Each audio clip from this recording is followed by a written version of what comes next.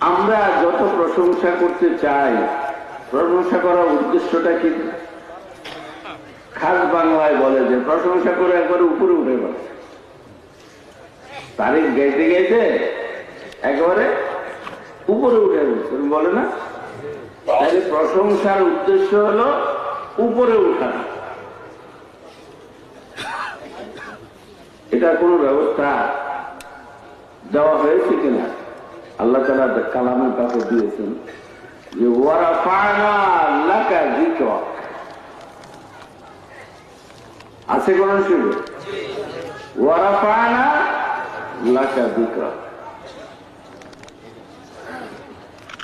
আমি সমন্বিত করেছি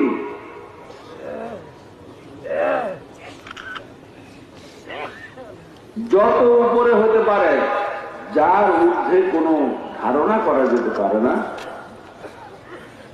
সেই ঊর্ধ্বের ঊর্ধ্বে আমি নিয়ে গেছি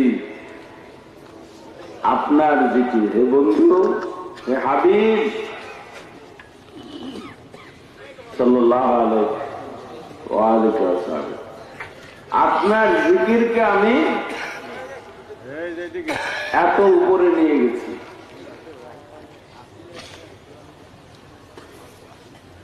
এই জিকির যদি আল্লাহ তাআলা আল্লাহর বন্ধুর জিকিরকে এত সমুন্নত করে থাকেন, এই কথাটা কারণ কোরআনে পাকের আয়াত না?